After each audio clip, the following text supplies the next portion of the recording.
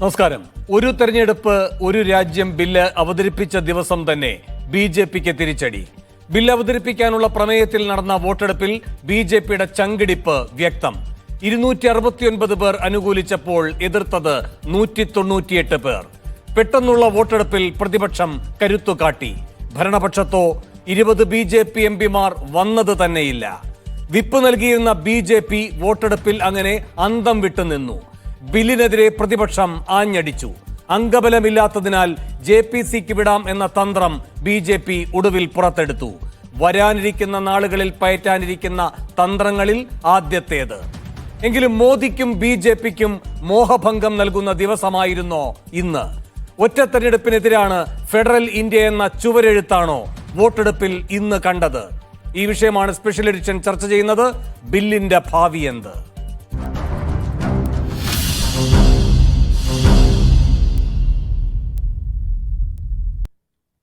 ഈ വിഷയത്തിൽ പ്രതികരിക്കാൻ കോൺഗ്രസിൽ നിന്ന് എം ലിജു, ബി.ജെ.പിയിൽ നിന്ന് അഡ്വക്കേറ്റ് എസ് ജയസൂര്യൻ, സി.പി.എമ്മിൽ നിന്നും ഡോക്ടർ എ സമ്പത്ത്, നിയമവിദഗ്ധൻ ടി ആസഫ് അലി എന്നിവർ സ്പെഷ്യൽ എഡിഷനിൽ തത്സമയം അതിഥികളായി പങ്കുചേരുന്നു.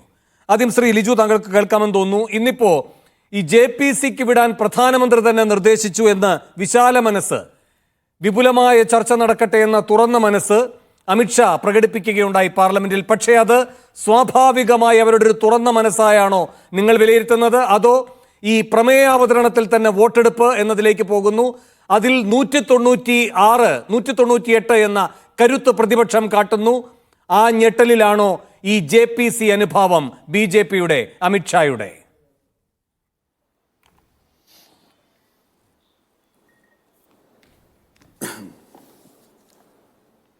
വേണു, ഇന്ന് പുറത്തു വരുന്ന കണക്കുകൾ പ്രകാരം സഭയിൽ നിന്ന് ഹാജരായത് 461 എംപിമാരാണ്. ഇതിൽ 2/3 ഭൂരിപക്ഷത്തിനായി 307 എംപിമാരുടെ പിന്തുണ വേണം. സർക്കാരിന് ഇന്ന് ലഭിച്ചത് 263 വോട്ടുകൾ മാത്രമാണ്.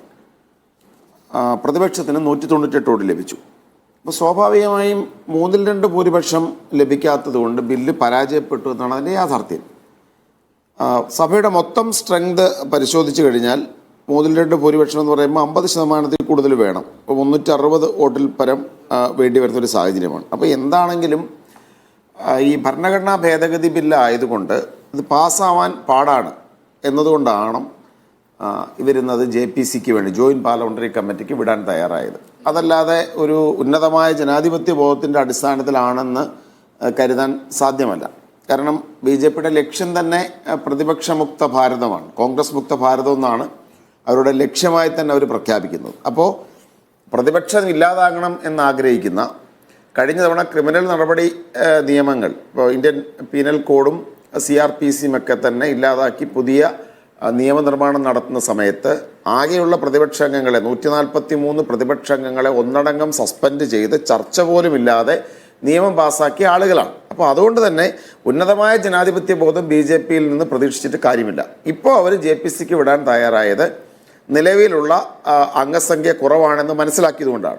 ഇത്തെരഞ്ഞെടുപ്പിൽ, കഴിഞ്ഞ ലോക്സഭാ തെരഞ്ഞെടുപ്പിൽ 240 സീറ്റുകളിലേക്ക് ബി.ജെ.പി ഒതുങ്ങിപ്പോയതുകൊണ്ട് ഇത്തവണ 400 പാർ എന്ന് പറയുന്ന അവരുടെ ലക്ഷ്യം പരാജയപ്പെട്ടതുകൊണ്ട് മാത്രമാണ് ഇത്തരം ചില മര്യാദകൾ അവർക്ക് പ്രകടിപ്പിക്കേണ്ടി വരുന്നത്. അതല്ല എന്നുണ്ടെങ്കിൽ ഇപ്പോൾ 1 ഇന്ത്യ 1 ഇലക്ഷൻ മാത്രമല്ല, ഭരണഘടന തന്നെ ഇല്ലാതാക്കുന്ന തരത്തിലേക്കുള്ള പ്രവർത്തനങ്ങളുമായി ഇവർ മുന്നോട്ട് പോകും എന്ന കാര്യത്തിൽ സംശയമൊന്നും തന്നെയില്ല. ശരി, അഡ്വക്കേറ്റ് എസ് ജയസൂര്യൻ, ഇവിടെ ഇപ്പോൾ ജെ.പി.സിക്ക് വിടാനുള്ള വിശാല മനസ്സ് ആശാൻ അമിത്ഷാ കാണിച്ചത് എന്തുകൊണ്ടാണ്? മാത്രമല്ല ഇവിടെ കണക്കുകൾ നിരത്തുകയുണ്ടായി എം ലിജു. അതുകൊണ്ടാണ് കോൺഗ്രസ് നേതാക്കൾ നല്ല ആത്മവിശ്വാസത്തോടെ എക്സിൽ പിന്നീട് പ്രതികരിച്ചതും, ശശി തരൂരടക്കം, മാണിക്കം ടാഗോർ അടക്കം. നിങ്ങൾക്ക് 2/3 ഭൂരിപക്ഷമില്ല, ആ ചുവരെഴുത്താണ് ഈ ലോക്സഭ ഇന്ന് നിങ്ങൾക്ക് നൽകിയിരിക്കുന്നത് എന്ന്. പിന്നെ പരമപ്രധാനം ഈ ഒറ്റ രാജ്യം എന്ന പ്രയോഗമാണല്ലോ. ഒറ്റ രാജ്യമാകണമെങ്കിൽ ഈ നിലപാടിലൊക്കെ ഒരു ഏകകണ്ഠമായ ശബ്ദം ഉയരേണ്ടതുണ്ട്. അങ്ങനെയില്ല എന്ന് മാത്രമല്ല, 2/3 ഭൂരിപക്ഷം പോലുമില്ല. അങ്ങനെ വരുമ്പോൾ ഇത് ഒറ്റ രാജ്യത്തിൻ്റെ നിലപാടല്ല എന്ന വിനീതമായ മനസ്സിലാക്കലിലേക്ക്, ഏതെങ്കിലും തരത്തിലുള്ള തിരുത്തലിലേക്ക് നിങ്ങളെ ഇന്നത്തെ ലോക്സഭാ ദിനം പ്രേരിപ്പിക്കുമോ? ഇല്ല എന്ന് എല്ലാവർക്കും അറിയാം, എങ്കിലും ഒരു ചോദ്യം എന്ന നിലയിൽ ചോദിക്കുകയാണ്.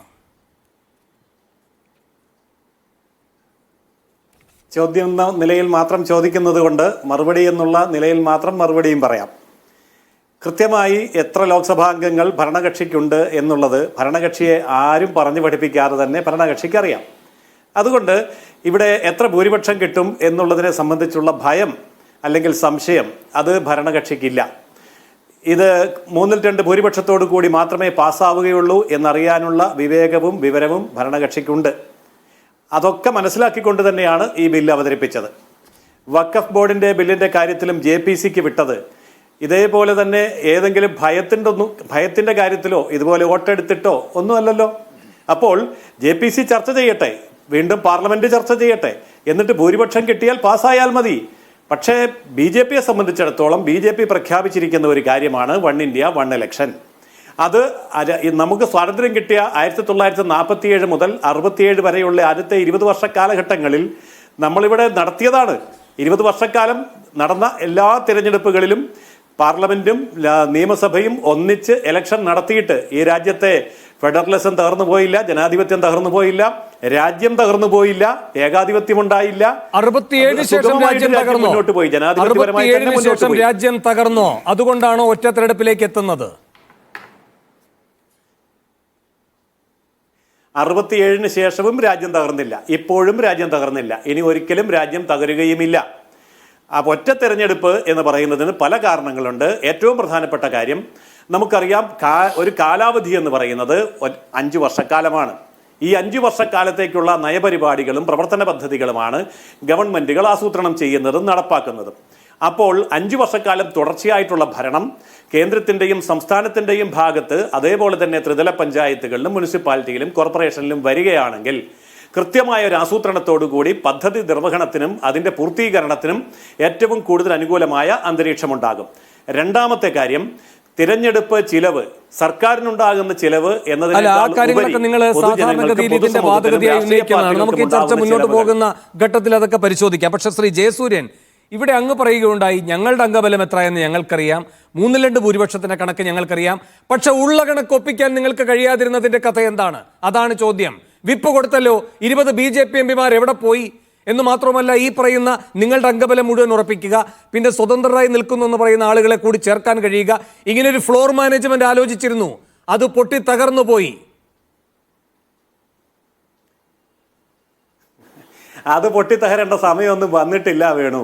അത് പൊട്ടിത്തകരേണ്ടത് എപ്പോഴാന്ന് ചോദിച്ചാൽ, ഈ ബില്ല് പാസ്സാക്കാൻ വേണ്ടി ആ സമയത്ത് വോട്ടെടുപ്പ് നടക്കുമ്പോഴാണ്, അല്ലാതെ ഇപ്പോഴല്ല. ആ സമയത്ത് വിപ്പ് കൊടുക്കാനും ആൾക്കാരെ കൊണ്ടുവരാനും എല്ലാ കക്ഷികൾക്കും, ഇവിടെ ഭരണപക്ഷി മാത്രമല്ലല്ലോ കുറഞ്ഞു പോയത്, പ്രതിപക്ഷത്തിന്റെ ആൾക്കാരും കുറഞ്ഞു പോയില്ലേ? അപ്പോൾ പ്രതിപക്ഷവും അപ്പൊ ഭരണപക്ഷത്തിന് നേരെ ഈ ചോദ്യം ചോദിക്കുന്നത്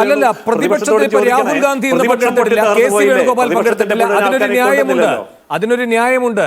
ഈ പറയുന്ന ലിസ്റ്റ് ഓഫ് ബിസിനസ്സിൽ ഈ ബില്ല് ഇന്ന് വരും എന്ന കാര്യം സ്ഥിരീകരിക്കപ്പെടുന്നത് ഇന്നലെ രാത്രി 10 മണിയോടെയാണ്. മാത്രമല്ല, രാഹുൽ പോയ കാര്യത്തിൽ അങ്ങേക്ക് പോലും വിയോജിപ്പുണ്ടാകില്ല. അത് അവർക്ക് അത്രയും ഹൃദയബന്ധമുണ്ടായിരുന്ന ഒരു വ്യക്തിയുടെ നിര്യാണവുമായി ബന്ധപ്പെട്ടാണ് പോയിരിക്കുന്നത്, അല്ലേ? അപ്പോൾ അങ്ങനെയല്ലല്ലോ നിങ്ങളുടെ ഈ വിപ്പ് കൊടുത്ത 20 MPമാർ ചാടിപ്പോയ കഥയ്ക്ക് മറുപടി പറയേണ്ടത്. അല്ല, ഞങ്ങളെ സംബന്ധിച്ചിടത്തോളം MPമാർ ഹാജരാക്കേണ്ട സമയത്ത് ഹാജരാക്കാൻ ഞങ്ങൾക്കറിയാം. ഇപ്പോൾ എന്നതിലുപരി ഇത് ചർച്ച കഴിഞ്ഞ് JPCക്ക് വിട്ട് JPCയുടെ പഠനം കഴിഞ്ഞ് അതിനുശേഷം പാർലമെന്റിൽ ചർച്ച നടത്തി ഏറ്റവും അവസാനം ഇത് പാസ്സാക്കേണ്ട സമയത്താണല്ലോ ശക്തി പ്രകടിപ്പിക്കേണ്ടത്. ഇപ്പോൾ ബോധ്യമാകുന്ന കാര്യമാണ് ഞാൻ പറഞ്ഞതെന്ന് കരുതുന്നു. ഇന്നലെ രാത്രി 10 മണിയോടെയാണ് ഇന്ന് ഈ ബില്ല് പരിഗണനയ്ക്കെടുക്കപ്പെടും എന്ന കാര്യത്തിൽ ഔദ്യോഗികമായ സ്ഥിരീകരണം വരുന്നത്. അതുമായി ബന്ധപ്പെട്ട് ഒരു പക്ഷേ ഈ ഇന്ത്യ സഖ്യത്തിലുള്ള പലരും എത്താതെ പോയിട്ടുണ്ടാകാം, അത് യാദൃച്ഛികമാണ്. പക്ഷേ അത് അവർക്ക് യാദൃച്ഛികമാണ്, നിങ്ങൾക്കതിലൊരു ബോധപൂർവത ഉണ്ടാകും. പരമാവധി അക്കൂട്ടർ വരാതിരിക്കാനുള്ള കൗശലം നിങ്ങൾ പ്രയോഗിച്ചിട്ടുണ്ടാകാം, 10 മണി വരെയൊക്കെ അത് വൈകിപ്പിച്ച്. പക്ഷേ അത് നിങ്ങളെ തന്നെ തിരിഞ്ഞു കൊത്തുന്ന, പരിഹാസ്യമാക്കുന്ന നിലയാണ് ഇന്ന് വോട്ടെടുപ്പിൽ കണ്ടത്. ഞാൻ അങ്ങയിലേക്ക് വരാം. ശ്രീ A. സമ്പത്ത്, ഇവിടെ ഈ പ്രതിപക്ഷത്തിൻ്റെ ഭിന്നത മുതലെടുക്കാനുള്ള പല നീക്കങ്ങളും ഫ്ലോർ മാനേജ്മെൻറ്റിൻ്റെ ഭാഗമായി കഴിഞ്ഞ ദിവസങ്ങളിൽ നാം കണ്ടതാണ്, അല്ലേ? ഇപ്പോൾ SP-യുടെ ഭിന്നിച്ചുള്ളൊരു നിലപാട്, TMCയുടെ ഭിന്നിച്ചുള്ളൊരു നിലപാട്, അതൊക്കെ ഇന്ത്യ സഖ്യവുമായി ബന്ധപ്പെട്ടിരുന്ന വിമർശനങ്ങളുടെ ഭാഗമാണ് എങ്കിലും അതിനെയൊക്കെ എങ്ങനെയാണ് ഗുണകരമായി ഉപയോഗിക്കാൻ കഴിയുക എന്ന സൂക്ഷ്മമായ ശ്രദ്ധ BJP പുലർത്തിയത് അങ്ങും നിരീക്ഷിച്ചിട്ടുണ്ടാകും. അല്ലേ? ഇപ്പോൾ SP-ക്ക് അവരുന്നയിക്കുന്ന വിഷയം പറയാനുള്ള അവസരം നൽകുക, TMC-ക്ക് അവരുന്നയിക്കുന്ന വിഷയം പറയാനുള്ള അവസരം നൽകുക, അദാനിയുടെ കാര്യം പറയാൻ നിൽക്കുന്ന കോൺഗ്രസിന്റെ വാമൂടുക, ഇതൊക്കെ കണ്ടതാണല്ലോ. അപ്പോ എങ്ങനെയൊക്കെയാണ് ഓരോ വിഷയങ്ങളിലും പഴുതടച്ച് നീങ്ങേണ്ടത് എന്നറിയുന്ന കൂർമ്മബുദ്ധിക്കാരനായ ഷായ്ക്ക് ഇന്ന് പിഴച്ചില്ലേ കണക്കുകൾ?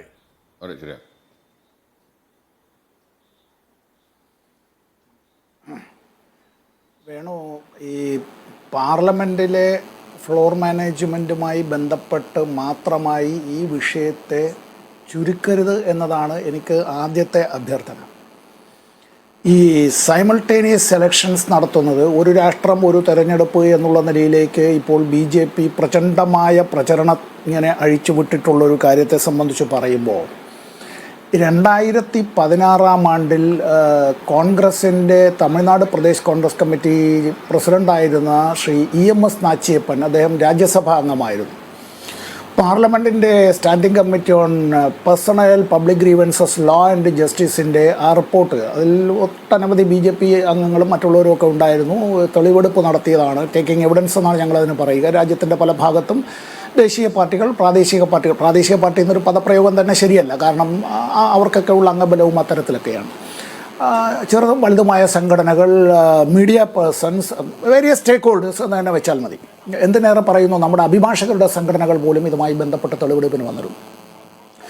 ആ റിപ്പോർട്ടിൽ കേരളത്തിൽ നിന്നുള്ള 2 പാർലമെൻറ്റ് അംഗങ്ങൾ, ഒന്ന് ഞാനാണ്, സമ്പത്ത്, മറ്റൊരാൾ അഡ്വക്കേറ്റ് ജോയ്സ് ജോർജാണ്, വ്യക്തമായി ഇക്കാര്യത്തെ സംബന്ധിച്ച് ഈ ഒരു രാഷ്ട്രം ഒരു തെരഞ്ഞെടുപ്പ് എന്നിവർ പറയുന്ന ഈ മുദ്രാവാക്യത്തിൻ്റെ പ്രാക്രൂപമായിട്ടുള്ള സൈമൾട്ടേനിയസ് എലക്ഷൻ എന്നുള്ളത് ആ ആശയം തന്നെ ഇന്ത്യ എന്ന ഫെഡറൽ രാഷ്ട്രത്തിൽ അപ്രസക്തമാണ് എന്നുള്ളതും, ഇത് ഈ പറയുന്ന പല ആളുകളും ഇങ്ങനെ വിവക്ഷിക്കുന്നത് പോലെ ചെലവ് ചുരുക്കലിലേക്കല്ല എത്തുന്നത് എന്നുള്ളത്, ഇത് അപ്രായോഗികമാണ് എന്നുള്ളതും, ഇത് അസംബന്ധമാണ് ഇന്ത്യ എന്ന രാഷ്ട്രത്തെ സംബന്ധിച്ചും എന്നുള്ളത് ഞങ്ങളുടെ വിയോജനക്കുറിപ്പ്, ഇറ്റ്സ് പബ്ലിക് ഡോക്യുമെൻ്റാണ്, ഇപ്പോൾ ഞങ്ങൾ അന്ന് എഴുതിയതാണ്.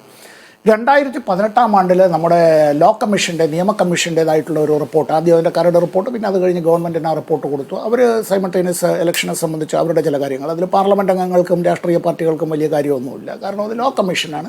ഇന്ത്യ ഗവൺമെൻറ് നിയോഗിച്ചതുപോലുള്ള ഏറ്റവും ഒടുവിൽ മുൻ രാഷ്ട്രപതി ശ്രീ രാംനാഥ് കോവിന്ദിൻ്റെ നേതൃത്വത്തിലുള്ള ഒരു സമിതി ഇപ്പോൾ കൊടുത്തിട്ടുള്ള റിപ്പോർട്ട് വെച്ചുകൊണ്ട് ഇത് വരുന്നത്. ഇവിടെ വേണു പറഞ്ഞൊരു കാര്യം പ്രധാനപ്പെട്ടതാണ്. ഈ പാർലമെൻറ്റിൻ്റെ ഒരു നടപടിക്രമങ്ങളിലും അതിൻ്റെ customs, the conventions, the president എന്നൊക്കെ നമ്മൾ പറയും, ഇവിടെ ഈ എഴുതപ്പെട്ടിട്ടുള്ള അതിൻ്റെ റൂൾ ബുക്ക് അനുസരിച്ചല്ല എങ്കിൽ, അപ്പോൾ നമ്മൾ നാളെ സഭയിൽ വരാൻ പോകുന്ന കാര്യത്തെ സംബന്ധിച്ച് മാത്രമല്ല, ബിസിനസ് അഡ്വൈസറി കമ്മിറ്റി കൂടി ഒരാഴ്ചക്കാലത്തെ ലിസ്റ്റ് ഓഫ് ബിസിനസ് പൂർത്തീകരിക്കും. അങ്ങനെ നൽകുന്നതല്ലാതെ അടിയന്തര പ്രാധാന്യമുള്ള എന്തെങ്കിലും വന്നാൽ ഇക്കാര്യത്തെ സംബന്ധിച്ച് പാർലമെൻ്ററി കാര്യ വകുപ്പ് മന്ത്രിയുടെ ഓഫീസിൽ നിന്ന് ഒരുപക്ഷേ സീനിയർ നേതാക്കളെ മന്ത്രി തന്നെ നേരിട്ട് ഏത് അർദ്ധരാത്രിയായാലും ജസ്റ്റ് ടെലിഫോൺ കോൾ, ഇങ്ങനെയുള്ള വിഷയങ്ങൾ അത്ര രാഷ്ട്രവുമായി ബന്ധപ്പെട്ട് ഇവിടെ ഉണ്ടായത് ഇപ്പോൾ വേണു പറഞ്ഞു രാത്രി 10 മണിക്ക് അത്തരത്തിൽ. അപ്പോൾ വേണു, ഇനി ഒരു കാര്യം കൂടെ ഒന്ന് ആലോചിച്ച് നോക്കിയേ. ഇന്ന് നമ്മുടെ രാഷ്ട്രത്തിലാകെ 28 സംസ്ഥാനങ്ങളല്ലേ ഉള്ളൂ. ഇപ്പോൾ ഇതിൽ ചർച്ചയിൽ പങ്കെടുക്കുന്ന എല്ലാവർക്കും അറിയാമല്ലോ, ആസിഫ് അലി സാറടക്കം ഈ കാര്യത്തെ സംബന്ധിച്ച് എങ്ങനെയാണ് സാറേ ഈ കാര്യത്തിൽ 29 സംസ്ഥാനം 28ആയി കുറഞ്ഞത്?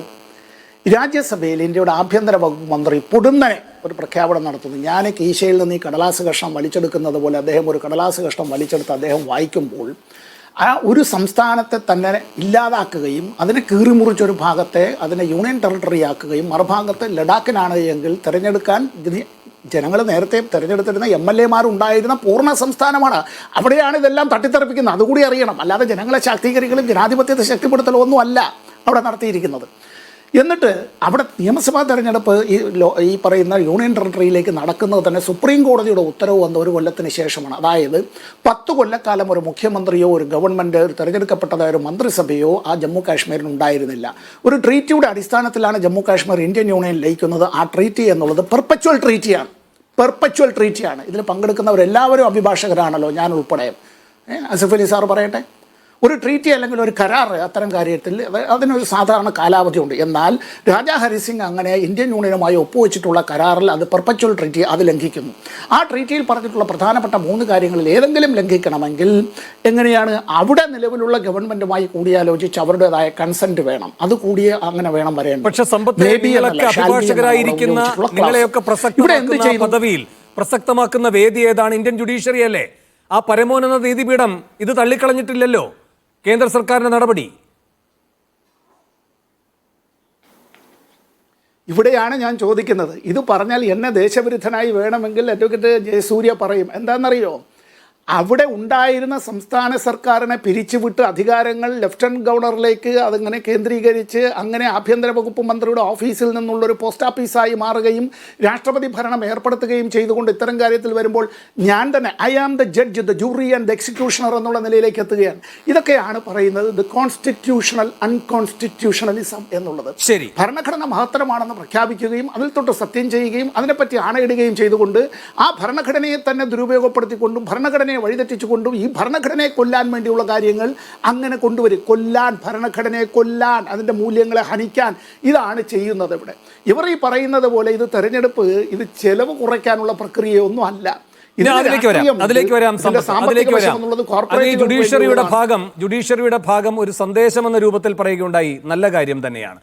ഇപ്പോ ഈ ഏറ്റവും പ്രമാദമായ ഈ റഫാൽ ഇടപാടുമായി ബന്ധപ്പെട്ടിട്ടുള്ള വിവരങ്ങൾ കോടതിയുടെ പരിശോധനയ്ക്ക് വരുമ്പോൾ പെട്ടെന്ന് ചീഫ് ജസ്റ്റിസിന്റെ കോർട്ട് റൂമിലേക്ക് പ്രധാനമന്ത്രിയുടെ ഒരു യാദൃശ്ചിക സന്ദർശനം നടക്കുക, അതുപോലെ തന്നെ ചീഫ് ജസ്റ്റിസ് ചന്ദ്രചൂഡുമായി പൂജ നടത്തുക, ഇതിലൂടെയൊക്കെ മോദി നൽകുന്ന സന്ദേശമുണ്ട് ആരാർക്ക് കീഴ്പ്പെട്ടിരിക്കുന്നു എന്നത്. അപ്പോൾ അതുകൊണ്ട് ഈ പറയുന്ന കശ്മീരുമായി ബന്ധപ്പെട്ട് ശ്രീ സമ്പത്ത് ചൂണ്ടിക്കാട്ടിയ സംഭവ പരമ്പരകളുടെ പുരോഗതി എങ്ങനെയാണ് ഇവിടെ എത്തിയത്, നീതിപീഠത്തിലൂടെ കടന്നും എങ്ങനെയാണ് മോദിയുടെ ഇംഗിതം പോലെ പൂർത്തിയാക്കപ്പെട്ടത് എന്നത് സംശയാസ്പദമാക്കുന്ന സംഭവങ്ങൾ, സന്ദർഭങ്ങൾ ഉന്നത നീതിപീഠത്തിൽ ഏറ്റവും പരമമായ പദവിയിൽ വിരാജിക്കുന്ന വ്യക്തികളുടെ പ്രവൃത്തിയിലൂടെ തന്നെ രാജ്യം കണ്ടുകൊണ്ടിരിക്കുകയാണ്. ഞാൻ അങ്ങയിലേക്ക് വരാം.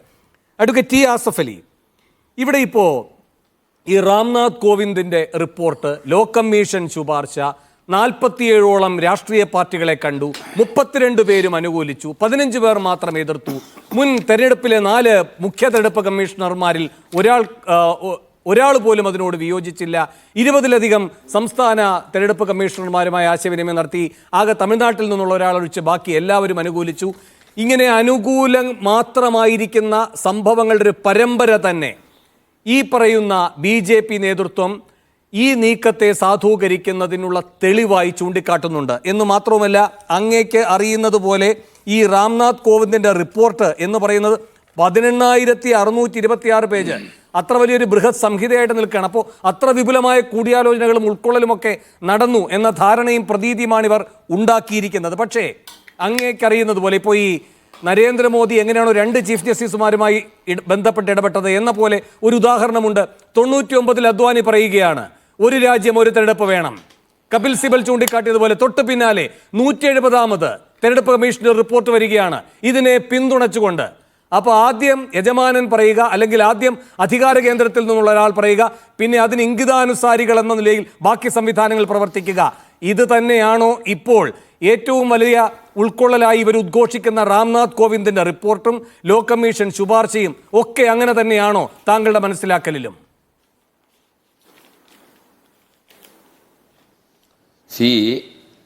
ഈ വൺ നാഷൻ വൺ ഇലക്ഷനെ ആരനുകൂലിച്ചു ആരെതിർത്തു എന്നുള്ളതല്ല. ഇന്ന് ലോകസഭയിൽ അവതരിപ്പിക്കാൻ ശ്രമിച്ച് പാളിപ്പോയ ആ ബില്ലിലെ പുറത്തു വന്നിരിക്കുന്ന വിവരങ്ങൾ അത് നോക്കിയാൽ ഒരു തേൻകുപ്പിയിലെ വിഷദ്രാവകമാണ് എന്ന് ഞാൻ ഉറപ്പിച്ചു പറയും. ഇന്ത്യൻ ജനാധിപത്യത്തെ കുരിശിലേറ്റുന്ന വ്യവസ്ഥകളാണ് അതിലുള്ളത്. ഇതിലേക്ക് എത്തിവരാനുള്ള കാരണം എന്താണെന്നറിയുമോ? കഴിഞ്ഞ ലോക്സഭാ തെരഞ്ഞെടുപ്പോടുകൂടി മോഡിക്ക് അദ്ദേഹത്തിൻ്റെ കാലിൻ്റെ അടിയിലെ മണ്ണ് ചോർന്നു പോകൽ തുടങ്ങി. അതിനുശേഷമാണ് ഈ ചിന്തയിലേക്ക് BJP നേതൃത്വത്തെ എത്തിച്ചിരിക്കുന്നത്. അതിലുള്ളൊരു പ്രൊവിഷൻ നമ്മൾ പരിശോധിച്ചു നോക്കിയാൽ നമ്മളെ ഞെട്ടിപ്പിക്കുന്നതാണ്. കേന്ദ്രത്തിൽ BJPക്കെതിരെ പ്രതിപക്ഷങ്ങൾ അസംഘടിതരാണ് എന്ന് വേണമെങ്കിൽ പറയാം. കേന്ദ്രത്തിൽ BJPക്കെതിരെ ഒരു അവിശ്വാസ പ്രമേയം കൊണ്ടുവരുന്നു. ഈ പുതിയ ഭേദഗതി നിയമമായി കഴിഞ്ഞാൽ ആ വിശ്വാസ പ്രമേയം കൊണ്ടുവരാൻ പറ്റില്ല. ഒരു ബദൽ സർക്കാരിൻ്റെ രൂപം ആ അവിശ്വാസ പ്രമേയത്തിൽ ഉണ്ടെങ്കിൽ മാത്രമേ ആ അവിശ്വാസം അവതരിപ്പിക്കാനും പാസ്സാക്കാനും പറ്റുകയുള്ളൂ എന്നാണ് ഇതിൽ എഴുതി വച്ചിരിക്കുന്നത്. അതിൻ്റെ ചുരുക്കം എന്താണ്? കേന്ദ്രത്തിലെ പ്രതിപക്ഷങ്ങളൊന്നും സംഘടിച്ചിട്ടില്ല, സംഘടിക്കാതെ ഒരു സർക്കാർ ഉണ്ടാക്കാൻ സാധിക്കാത്ത സ്ഥിതിയിലാണ് അവിശ്വാസ പ്രമേയം കേന്ദ്രത്തിൽ അവതരിപ്പിക്കുന്നത് എങ്കിൽ ന്യൂനപക്ഷമാണെങ്കിലും മോഡിക്ക് അധികാരത്തിൽ തുടരാൻ സാധിക്കുമെന്നാണ് ഇതിൽ വ്യവസ്ഥ ചെയ്തിരിക്കുന്നത്. നമുക്ക് വിശ്വസിക്കാൻ പറ്റുമോ ഇന്ത്യയിൽ ഇത് നടക്കുമെന്ന്? ഇതിന് മാതൃകയായി കണ്ടിരിക്കുന്നത് എവിടെയാണ്? പാകിസ്ഥാൻ, ബർമ്മ, സ്വീഡൻ, അവിടങ്ങളിലെല്ലാം 1 നേഷൻ 1 എലക്ഷൻ എന്നാണ്. അവിടെ കൊണ്ട് അവസാനിച്ചോ? ഒരു പാർലമെന്റ് മെമ്പർ മരിക്കുന്നു, അല്ലെങ്കിൽ അദ്ദേഹം രാജിവെക്കുന്നു, ആ നിയോജക മണ്ഡലത്തിന് ഒരു MP കിട്ടണമെങ്കിൽ വർഷത്തിൽ ഒരിക്കൽ മാത്രം നടക്കുന്ന ഇലക്ഷനാണ്. ആ നിയോജക മണ്ഡലങ്ങൾ അൺറെപ്രസെന്റഡ് ആയി പോകുമെന്നാണ് ഈ ഭേദഗതിയിൽ എഴുതി വെച്ചിരിക്കുന്നത്. മാത്രമല്ല, കാലമാറ്റം കൊണ്ടോ കൂറുമാറ്റം കൊണ്ടോ ഏതെങ്കിലും നിയമസഭ പിരിച്ചുവിട്ടു എന്ന് കരുതുക. ആ നിയമസഭ പിരിച്ചുവിട്ട് 2 വർഷം കഴിഞ്ഞിട്ട് ഇലക്ഷൻ നടന്നാൽ അവർക്ക് കിട്ടുന്നത് ശേഷിക്കുന്ന ബാക്കി 3 വർഷം മാത്രമാണ്. അപ്പോൾ നമ്മുടെ രാജ്യം എവിടത്തേക്കാണ് പോകുന്നത്? ഒരു കാര്യം വളരെ വ്യക്തമാണ്, കേന്ദ്രത്തിലെ BJP സർക്കാരിന് അറിയാം ഇതിന്റെ അപകടങ്ങൾ. ഈ നിയമം വന്നിട്ടില്ലെങ്കിൽ ആ പാർട്ടിയുടെ ആസ്തിത്വം തന്നെ അപകടത്തിലായിക്കൊണ്ടിരിക്കുകയാണ്. ആരനുകൂലിച്ചു ആരെതിർത്തു അത് അപ്രസക്തമാണ്. ഇതിലുള്ളിരിക്കുന്ന വകുപ്പുകൾ, പ്രസിഡന്റിന്റെ അധികാരങ്ങൾ, ഗവർണറുടെ അധികാരങ്ങൾ, അസംബ്ലി പിരിച്ചുവിടാനുള്ള അധികാരങ്ങൾ, അതെല്ലാം ഭരണഘടനയുടെ ബേസിക് സ്ട്രക്ചറാണ്. കേന്ദ്ര സംസ്ഥാന തെരഞ്ഞെടുപ്പ് കമ്മീഷനുകളുടെ അധികാരങ്ങൾ ബേസിക് സ്ട്രക്ചറാണ്. എന്ത് പറ്റി? 99-ാം ഭരണഘടനാ ഭേദഗതി, നാഷണൽ ജുഡീഷ്യൽ അപ്പോയിന്റ്മെന്റ് കമ്മീഷൻ, കേന്ദ്രത്തിലെ പ്രതിപക്ഷവും ഭരണകക്ഷിയും ഒരുമിച്ച് പിന്തുണച്ച് പാസാക്കിയെടുത്തില്ലേ? ഇന്ത്യയിലെ 20 അസംബ്ലികൾ, പകുതി അസംബ്ലികൾ മാത്രം അനുകൂലിച്ചാൽ മതി, 20 അസംബ്ലികൾ അതിനനുകൂലിച്ചു. നിയമമായി എവിടെ 99-ാം ഭരണഘടനാ ഭേദഗതി? പ്രധാനമന്ത്രിയും പ്രതിപക്ഷ നേതാവും ചീഫ് ജസ്റ്റിസും പറയുന്ന 2 എമിനന്റ് പേഴ്സൺ, അവർക്ക് വീറ്റോ പവറാണ് ജഡ്ജിമാരെ നിയമിക്കുന്നതിൽ. എമിനന്റ് പേഴ്സൺ ആരാണെന്ന് പറഞ്ഞിട്ടില്ല. BJP ആഫീസിലെ തൂത്തുവേലക്കാരനാണ് എമിനന്റ് പേഴ്സൺ എന്ന് മോഡി പറഞ്ഞാൽ അവരായിരിക്കും നമ്മുടെ രാജ്യത്തെ സുപ്രീം കോടതിയിലെ, ഹൈക്കോടതിയിലെ ജഡ്ജിമാരെ നിയമിക്കുവാനുള്ള അധികാരം. എന്തുപറ്റി? ആ ഭേദഗതി നിയമമായി നടപ്പിലാക്കാൻ ശ്രമിക്കുമ്പോഴാണ് സുപ്രീം കോടതി പിച്ചി ചീന്തി അത് വലിച്ചെറിഞ്ഞത്. ഇത് ഭരണഘടനക്കെതിരാണ്. ഒരു കാര്യം BJPയിലെ കേന്ദ്ര ഗവൺമെന്റിന്റെ ആശാന്മാർ വിശ്വസിക്കുന്നത് നന്നായിരിക്കും, മനസ്സിലാക്കുന്നത് നന്നായിരിക്കും, ഇന്ത്യൻ ഭരണഘടന ഭേദഗതി ചെയ്യാനേ പറ്റുകയുള്ളൂ, പൊളിച്ചെഴുതാൻ കഴിയില്ല. ഇത് പൊളിച്ചെഴുത്താണ്. സുപ്രസിദ്ധമായ കേശവാനന്ദ ഭാരതി കേസിൽ പൽക്കിവാല പറഞ്ഞ വാർത്താനമാണത്. പൽക്കിവാല പറഞ്ഞു, there is only an amending provision. Palkhivala 13 അംഗ ജഡ്ജിന്റെ മുമ്പിൽ ചോദിച്ചതാണ്, ഒരു പ്രതിമ ഉണ്ടാക്കി വെച്ച് അതിൻ്റെ അടിയിൽ എഴുതി വെക്കുന്നു ഇത് ഭേദഗതി ചെയ്യാം എന്ന് പറഞ്ഞാൽ ആ പ്രതിമ പൊളിച്ച് വേറൊരു പ്രതിമ നിർമ്മിക്കലല്ല, അതിന്റെ ചെവി മാറ്റാം, മുഖം മാറ്റാം, മൂക്ക് മാറ്റാം. ഈ ഭേദഗതി നിയമമായി കഴിഞ്ഞാൽ എനിക്ക് പൂർണ്ണമായി വിശ്വാസമുണ്ട് ഈ ഭേദഗതി ഇന്ത്യൻ ജനാധിപത്യത്തെ കശാപ്പ് ചെയ്യുന്ന, കുരിശിലേറ്റുന്ന ഭേദഗതിയാണ്. കേന്ദ്രത്തിലെ BJP സർക്കാരിനും BJPക്കും അധികാരത്തിൽ തുടരാൻ ഇന്ത്യയിലെ ഭിന്നിച്ചിരിക്കുന്ന പ്രതിപക്ഷത്തിന്റെ ഈ അനൈക്യം മുതലെടുത്ത് അധികാരത്തിൽ തുടരാൻ വേണ്ടി മാത്രം ഉദ്ദേശം വെച്ചുകൊണ്ടുള്ള ഒരു ഭേദഗതിയാണ്. അതുകൊണ്ട് തന്നെയാണ് ഞാൻ പറഞ്ഞത് ആരനുകൂലിച്ചു ആരെതിർത്തു എന്നുള്ളതല്ല. BJPയിൽ 20 വിവേകികളായ ജനാധിപത്യ വിശ്വാസികളായ അംഗങ്ങളെങ്കിലും ഉണ്ടായല്ലോ എന്ന ഒരു സമാധാനത്തിലാണ് ഞാൻ ഇരിക്കുന്നത്. അവരിന്ന് ഈ കർശനമായ വാള് തലക്കേറ്റിയ വിപ്പുണ്ടായിട്ടും അവർ വന്നില്ല മോഡിയെയും അമിത്ഷായും അനുസരിക്കാൻ. അവരുടെ മനസാക്ഷി ഇന്ത്യൻ ജനാധിപത്യത്തെ കശാപ്പ് ചെയ്യുന്ന ഈ നിയമനിർമ്മാണത്തെ പൈലറ്റ് ചെയ്യാൻ അവർ അനുകൂലിച്ചില്ല. ഹാജരാവുന്നവരുടെ 3/2 ഭൂരിപക്ഷം ഉണ്ടാവണം. അവർക്കറിയാം ഇത് ഉണ്ടാവരുത്, ഇത് പാസ്സാവി, ഇത് അവതരിപ്പിക്കരുത്. അതുകൊണ്ടാണ് അത് പാർലമെന്ററി കമ്മിറ്റി കിട്ടത്. ആരനുകൂലിച്ചു? ഹരീഷ് സാൽവെ. അദ്ദേഹത്തിന് ഇന്ത്യൻ ജനാധിപത്യത്തിന്റെ മൈൻഡ് സെറ്റ് അറിഞ്ഞിട്ടുണ്ടെങ്കിൽ അദ്ദേഹം ഇതിനെ അനുകൂലിക്കാൻ പാടുണ്ടോ? പിന്നെ അമിത്ഷയാണ്, കേന്ദ്രത്തിലെ മന്ത്രിമാരാണ്, രാംനാഥ് കോവിന്ദ് ഒരു റബ്ബർ സീലാണ് ആ കമ്മിറ്റിയിൽ. അപ്പോൾ തങ്ങൾക്ക് അനുകൂലമായ ഒരു വ്യവസ്ഥ. ഇപ്പോൾ നടക്കുന്ന തെരഞ്ഞെടുപ്പ് അവർക്ക് ഇഷ്ടമല്ല, പലരും ജയിച്ചു വരുന്നു. അപ്പൊ ചെലവ് ചുരുക്കലാണ്, ഇത് ചെലവ് കൂടുതലാണ്. ഞാൻ അങ്ങനെയൊക്കെ വരാം അത്തരം കണക്കുകളിലേക്കൊക്കെ നമുക്ക് വഴിയെ വരാം. ഞാൻ ഇടപെടുകയാണ് അഡ്വക്കേറ്റ് യാസഫ് അലി. ശരി, മാത്രമല്ല അങ്ങ് പറഞ്ഞ ഗൗരവതരമായ ഒരു കാര്യമുണ്ട്. ഒരു അവിശ്വാസം കൊണ്ടുവരാൻ പ്രതിപക്ഷത്തിന് എത്രമാത്രം പരിമിതിയാണ് ഈ നിയമത്തിലുള്ളത് എന്ന് ആ കാര്യം ജയസൂര്യ പറയട്ടെ. ശ്രീ എം ലിജു അഡ്വക്കേറ്റ് യാസഫ് അലി അങ്ങേക്ക് വരാം. ശ്രീ എം ലിജു അങ്ങേക്ക് കേൾക്കാമെന്ന് തോന്നുന്നു. ശ്രീ ലിജു ഇവിടെ ഇപ്പോ ഈ പറയുന്ന നിയമം, ഈ പറയുന്ന ഭരണഘടനാ ഭേദഗതി ബില്ല് നടപ്പാവുകയാണ് എങ്കിൽ സംഭവിക്കാൻ പോകുന്ന ചില ആപത്തുകളെ പറ്റി നിങ്ങളൊക്കെ ചൂണ്ടിക്കാട്ടുന്നുണ്ട്. ഇപ്പോൾ ഏറ്റവും പ്രധാനം നിയമസഭകളുടെ ജനാധിപത്യ അവകാശം ധ്വംസിക്കപ്പെടുന്നു, അതിലൂടെ ഫെഡറൽ സംവിധാനം തന്നെ ധ്വംസിക്കപ്പെടുന്നു എന്നാണല്ലോ ആസഫ് അലി സാർ ചൂണ്ടിക്കാട്ടിയതുപോലെ. ഒരുപക്ഷെ 3 വർഷം കഴിഞ്ഞിട്ട് ഒരു നിയമസഭയിൽ ഒരു ഭരണാസ്ഥിരത ഉണ്ടായാൽ പിന്നെ തിരഞ്ഞെടുക്കപ്പെടുന്നവർ വെറും 2 വർഷത്തേക്കാണ്. അങ്ങനെ വരുമ്പോൾ 2 കാര്യങ്ങളാണ് സംഭവിക്കുന്നത്. ഒന്ന്, നിയമസഭയുടെ കാലാവധി നിശ്ചയിക്കപ്പെട്ടിരിക്കുന്ന 5 വർഷമാണ്. അതെങ്ങനെയാണ് ഒരു പാർലമെന്റിന്, ഇനി എത്ര കേവൻ പാർലമെന്റ് ആയാലും ഭരണഘടനയുടെ ആ അടിസ്ഥാന തത്വത്തെ ഹനിച്ചുകൊണ്ട് നിയമസഭയിൽ ഇനി 2 കൊല്ലം മതി എന്ന തീർപ്പിലേക്ക് എത്താൻ കഴിയുക? കൂടാതെ റൈറ്റ് വോട്ടുണ്ടല്ലോ അങ്ങേക്കും എനിക്കുമുള്ളത്. നമ്മുടെ അവകാശം 5 വർഷത്തേക്ക് തിരഞ്ഞെടുക്കാനുള്ളതാണ്. അതെങ്ങനെയാണ് 2 വർഷത്തേക്ക് ഒരു ഭരണഘടനാ ഭേദഗതിയിലൂടെ പരിമിതപ്പെടുത്താൻ കഴിയുക? ഇങ്ങനെയുള്ള മൗലികമായ ചോദ്യങ്ങളിൽ നിന്ന് തുടങ്ങുകയല്ലേ ഇതിലെ ഏറ്റവും വലിയ ജനാധിപത്യ വിരുദ്ധ സ്വഭാവങ്ങൾ?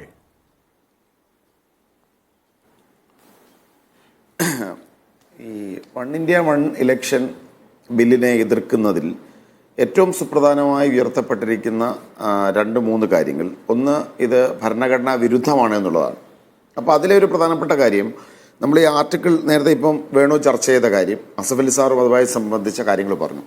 ആർട്ടിക്കിൾ 83 ആർട്ടിക്കിൾ 172, അതായത് നേരത്തെ പറഞ്ഞതുപോലെ ഒരു സംസ്ഥാന സർക്കാരിൻ്റെ അല്ലെങ്കിൽ കേന്ദ്ര സർക്കാരിൻ്റെ ടെന്യൂർ ഫിക്സ് ചെയ്യുന്ന വകുപ്പുകളാണ് ആർട്ടിക്കിൾ 83 ആൻഡ് ആർട്ടിക്കിൾ 172. ഇപ്പോൾ നിലവിൽ ഈ നിയമം പാസ്സാക്കപ്പെട്ട് കഴിഞ്ഞാൽ ഒരു സർക്കാർ 3 വർഷം സമയമാകുമ്പോൾ അതിനെ പിരിച്ചുവിട്ടു എന്ന് കരുതുക, അല്ലെങ്കിൽ ആ സർക്കാർ അസ്ഥിരപ്പെട്ടു എന്ന് കരുതുക. അപ്പോൾ നടക്കുന്ന തെരഞ്ഞെടുപ്പിൽ പിന്നെ 2 വർഷമേ ഉള്ളൂ. അപ്പോൾ എന്ന് പറഞ്ഞാൽ റൈറ്റ് ടു വോട്ട് എന്ന അവകാശമുള്ള ഭരണഘടനാനുസൃതമായ 5 വർഷത്തേക്ക് ഒരു പൗരന് തൻ്റെ ഭരണകൂടത്തെ തിരഞ്ഞെടുക്കാൻ അവകാശമുള്ളപ്പോൾ ആ 5 വർഷത്തേക്ക് വോട്ട് ചെയ്യുന്ന ഒരു പൗരനെ ആ ഭരണകൂടത്തിൻ്റെ കാലാവധി കേവലം 2 വർഷമേ ഉള്ളൂ എന്ന തരത്തിൽ വരുന്നത് നേരത്തെ പറഞ്ഞതുപോലെ ഭരണഘടനാ വിരുദ്ധവും മൗലിക അവകാശങ്ങളുടെ ലംഘനവുമാണ്. 2, നേരത്തെ ഇവിടെ ചർച്ച ചെയ്ത കേശവാനന്ദ ഭാരതി കേസിൽ കൃത്യമായി പറഞ്ഞിട്ടുള്ളത്, നമ്മൾ ബേസിക് സ്ട്രക്ചർ ഓഫ് കോൺസ്റ്റിറ്റ്യൂഷന്, ഭരണഘടനയുടെ അടിസ്ഥാന ഘടനയെ മാറ്റപ്പെടാൻ സാധ്യമല്ല എന്നുള്ളതാണ്. ഒറ്റ കാര്യം അങ്ങയുടെ ഓർമ്മയിലേക്ക് കൊണ്ടുവരികയാണ് പ്രേക്ഷകരുടെയും. അങ്ങേക്കറിയാമല്ലോ, ഈ കേശവാനന്ദ ഭാരതിയുടെ അടിസ്ഥാന തത്വത്തെ തന്നെ ഒരു റിട്ടയേർഡ് ചീഫ് ജസ്റ്റിസ്, സുപ്രീം കോടതി ചീഫ് ജസ്റ്റിസ് ചോദ്യം ചെയ്തത് അത് രഞ്ജൻ ഗൊഗോയിയാണ്. ഇവർ രാജ്യസഭയിലേക്ക് കൊണ്ടുവന്ന വ്യക്തിയാണ്. അങ്ങേക്ക് ഓർമ്മയുണ്ടല്ലോ, അദ്ദേഹം പറഞ്ഞത് ഈ അടിസ്ഥാന തത്വം എന്ന് പറയുന്നതും ഭേദഗതിക്ക് വിധേയമാകേണ്ടതാണ്. ഒരു നാമ്പ് അങ്ങോട്ടേക്ക് ഇടുകയാണ്. അത് പൊട്ടിമുളയ്ക്കാനുള്ള വളവും വെള്ളവും എല്ലാം പിന്നെ BJP നേതൃത്വം ചെയ്തോളും. ശ്രീ ലിജുവിന് തുടരാം. അരുൺ ജെയ്റ്റ്ലി, BJP അംഗമായിരുന്ന അരുൺ ജെയ്റ്റ്ലിയുടെ ഒരു പ്രസംഗമുണ്ട് ലോക്സഭയിൽ. അപ്പോൾ അദ്ദേഹം പറഞ്ഞിരിക്കുന്നത്, ഇപ്പം ജനാധിപത്യത്തിന് ഏറ്റവും ഭീഷണിയായി മാറാൻ പോകുന്നത് post retirement posting of judges. അതൊരു പ്രധാന പ്രശ്നം തന്നെയാണ്. രഞ്ജൻ ഗൊഗോയ് ഇന്ത്യയുടെ ചീഫ് ജസ്റ്റിസാണ് തിരുന്ന ഒരാളാണ്. പക്ഷെ 6 മാസം കഴിഞ്ഞപ്പോൾ BJPയുടെ രാജ്യസഭാംഗമായി.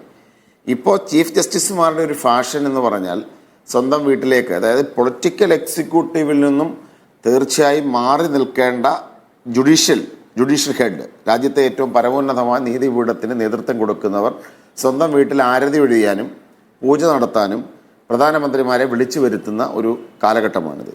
അപ്പോൾ അതുകൊണ്ട് തന്നെ ഇത്തരം അതൊരു മറ്റൊരു ആസ്പെക്റ്റാണ്. പക്ഷേ എന്നാൽ പോലും ഇത്തരം ജഡ്ജിമാരെ ഉപയോഗിച്ചുകൊണ്ട് ഇന്ത്യൻ ഭരണഘടനയെ നിലനിർത്തുന്ന ചരിത്രപ്രസിദ്ധമായ വിധികളെപ്പോലും ദുർബലപ്പെടുത്താനുള്ള ശ്രമമുണ്ട്. അപ്പോൾ അതിലൊരു ഗ്രാൻഡ് ഡിസൈൻ്റെ ഭാഗമാണ്. നേരത്തെ പറഞ്ഞതുപോലെ അവർക്ക് ഇന്ത്യൻ ഭരണഘടനയെ തന്നെ അടിസ്ഥാനപരമായി ദുർബലപ്പെടുത്തണം.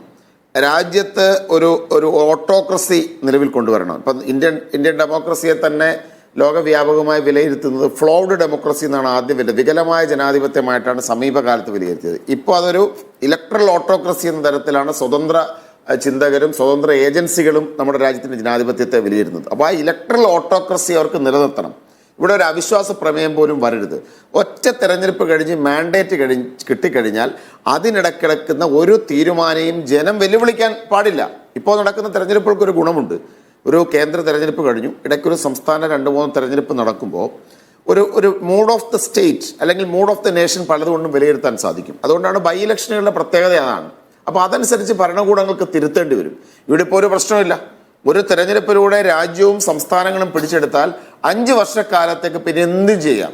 ജനം ഇത്തരത്തിൽ തങ്ങൾക്കെതിരാണ് എന്ന് തരുന്ന ഒരു സൂചനയും ജനത്തിന് തരാൻ മാർഗമില്ല. അടുത്ത 5-ാം വർഷം മാത്രം നേരിട്ടാൽ മതി. അപ്പോൾ അവിശ്വാസ പ്രമേയങ്ങൾ എന്നേക്കുമായി ഒഴിവാക്കുക.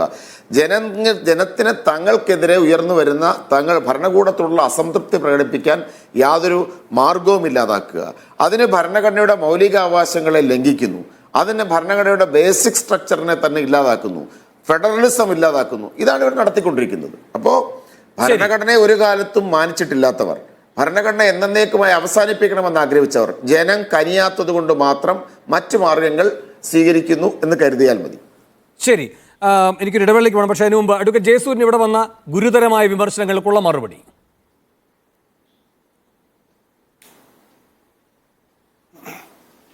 അതായത് ഇപ്പോൾ വേണു തന്നെ പറഞ്ഞ ഒരു കാര്യം, ജുഡീഷ്യറി ഭരണകൂടത്തിന്റെ ഇംഗിതാനുസാരിയായി മാറിയിരിക്കുന്നു എന്നുള്ളത്. ഇത് ശരിക്കും പറഞ്ഞാൽ ജുഡീഷ്യറിയോടുള്ള ഒരു അവഹേളനം തന്നെയാണ് വേണു ഉന്നയിച്ച ആ കാര്യം. അതായത് ഭരണകക്ഷിക്ക് അനുകൂലമായ ഒരു നിലപാട് ജുഡീഷ്യറി എടുക്കുമ്പോൾ അത് ഭരണകക്ഷിയുടെ അടിമയായതുകൊണ്ട് എടുത്തു. ഇനി തിരിച്ചാണ്, ഭരണകക്ഷിക്ക് എതിരായിട്ടുള്ള നിലപാട് ജുഡീഷ്യറി എടുക്കുമ്പോൾ ജുഡീഷ്യറിയുടെ വലിയ വിജയം, ഭരണഘടനയുടെ വലിയ വിജയം, നിയമ സംവിധാനത്തിന്റെ വലിയ വിജയം എന്നതിനെ കൊട്ടിഘോഷിക്കുന്നു. അപ്പോൾ ഇത് തന്നെ ഇരട്ടത്താപ്പാണ്. അതുപോലെ തന്നെ അസഫ് അലി സാർ പറഞ്ഞത്, കഴിഞ്ഞ ഇലക്ഷന് ശേഷം കാലിലടിയിലെ മണ്ണ് ഒലിച്ചു പോകുന്നു, അത് പേടിച്ചിട്ടാണ് ഇപ്പോൾ ഇത് ചെയ്യുന്നത്. അങ്ങനെയാണെങ്കിൽ ഞാൻ ചോദിക്കട്ടെ, കാലിനടിയിലെ മണ്ണ് ഒലിച്ചു പോകുന്ന ഒരു ഭരണകക്ഷിയെ സംബന്ധിച്ചിടത്തോളം ലോക്സഭാ ഇലക്ഷനും നിയമസഭാ ഇലക്ഷനും പഞ്ചായത്ത് ഇലക്ഷനും എല്ലാം കൂടെ ഒന്നിച്ചു വരുമ്പോൾ രാജ്യം ഒന്നാകെ അവരുടെ കയ്യിൽ നിന്ന് പോവില്ലേ? അവർക്കല്ലേ കൂടുതൽ അപകടം പറ്റുന്നത്. അതായത് ഒരു ഭരണകക്ഷിയുടെ കേന്ദ്ര ഭരണവും സംസ്ഥാന ഭരണവും പഞ്ചായത്ത് ഭരണവും ഒറ്റയടിക്ക് നഷ്ടപ്പെട്ടു പോകാവുന്ന ഒരു സാഹചര്യത്തിൽ ആണ് ഇലക്ഷൻ നടക്കുന്നത് എങ്കിൽ, അല്ലെങ്കിൽ അങ്ങനെ ഒരു സാഹചര്യം ഇലക്ഷൻ സമയത്തുണ്ടായാൽ ഏറ്റവും വലിയ മണ്ടത്തരമല്ലേ ഭരണകക്ഷി കാണിക്കുന്നത്? അപ്പോൾ അതല്ലേ ഇപ്പോൾ ഇവിടെ BJP കാണിച്ചിരിക്കുന്നത്. പിന്നെ ലിജു ചോദിച്ചു, ഭരണഘടനാ വിരുദ്ധമാണ്, വികലമായ ജനാധിപത്യമാണ്. വികലമായ ജനാധിപത്യമെന്ന് നമ്മുടെ ജനാധിപത്യത്തെ പ്രചരിപ്പിക്കുന്ന പ്രതിപക്ഷം ഇന്ത്യൻ ജനാധിപത്യത്തെ ലോകത്തിന്റെ മുമ്പിൽ അവഹേളിക്കുകയാണ് എന്ന് കോൺഗ്രസ് മനസ്സിലാക്കണം. ഭരണഘടനാ വിരുദ്ധം എന്ന് ഇപ്പോൾ പ്രിയങ്ക മുതൽ ലിജു വരെ പറയുമ്പോൾ എവിടെയാണ് ഭരണഘടനാ വിരുദ്ധം എന്ന് ചൂണ്ടിക്കാണിക്കാനുള്ള ചുമതല? എന്തുകൊണ്ടാണ് ഇത് ഭരണഘടനാ വിരുദ്ധമാണെന്ന് തെളിയിക്കാനുള്ള ബാധ്യത അത് കോൺഗ്രസിനുണ്ട് എന്നുള്ളത് മറക്കരുത്. പിന്നെ അവിശ്വാസ പ്രമേയം കൊണ്ടുവരാൻ പാടില്ല, എവിടെ പറഞ്ഞു പാടില്ല എന്ന്? ആയിക്കോട്ടെ, ഞാൻ പറയുന്നു. ഒരു നിമിഷം, അല്ല, അവിശ്വാസ പ്രമേയം പാടില്ല. അതിനെ ഒന്ന് ഖണ്ഡിക്കാനായിട്ട് വേഗം ഒരു നിമിഷം. അല്ല, ഭരണഘടനാ വിരുദ്ധം എന്ന് ഞാൻ പറയാൻ കാരണം, ഇന്ത്യൻ ഭരണഘടന തന്നെ കൃത്യമായി കേന്ദ്ര മന്ത്രിസഭകളുടെ ടെന്യൂറും സംസ്ഥാന ലെജിസ്ലേച്ചറിന്റെ ടെന്യൂറും ഫിക്സ് ചെയ്യുമ്പോൾ അതിന് ഒരു അമെൻഡ്മെന്റിലൂടെ ഭരണഘടനാ വിരുദ്ധമായെന്ന് കൃത്യമായി സൂചിപ്പിക്കാവുന്ന ഒരു ഭേദഗതിയിലൂടെ ലംഘിക്കാൻ ശ്രമിക്കുന്നു. കേശവാനന്ദ ഭാരതി കേസിൽ ബേസിക് സ്ട്രക്ചറിന് മാറ്റമുണ്ടാകരുത്.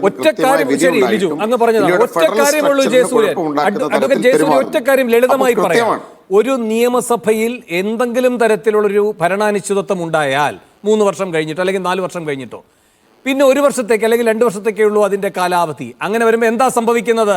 നിങ്ങൾ ലോക്സഭയ്ക്ക് കീഴ്പ്പെട്ട് മാത്രം പ്രസക്തമാകുന്ന ഒന്നാണ്. അവിടെ ഈ ഫെഡറൽ സംവിധാനത്തിന്റെ ഭരണഘടനാപരമായിട്ടുള്ള സത്തയാണ് ചോദ്യം ചെയ്യപ്പെടുന്നത്. അതിന് മാത്രം മറുപടി. പ്രിയങ്ക മുതൽ ലിജു വരെ പറയുന്ന കാര്യങ്ങൾ ഇങ്ങനെ ആറ്റിക്കുറുക്കി അങ്ങോട്ട് ചോദിക്കുകയാണ്. അങ്ങനെ സത്തയെ ചോദ്യം ചെയ്യപ്പെടുകയില്ല. 5 വർഷത്തെ കാലാവധി എന്നുള്ളത് വെട്ടിക്കുറയ്ക്കുന്നില്ല, അത് ദുരാരോപണമാണ്.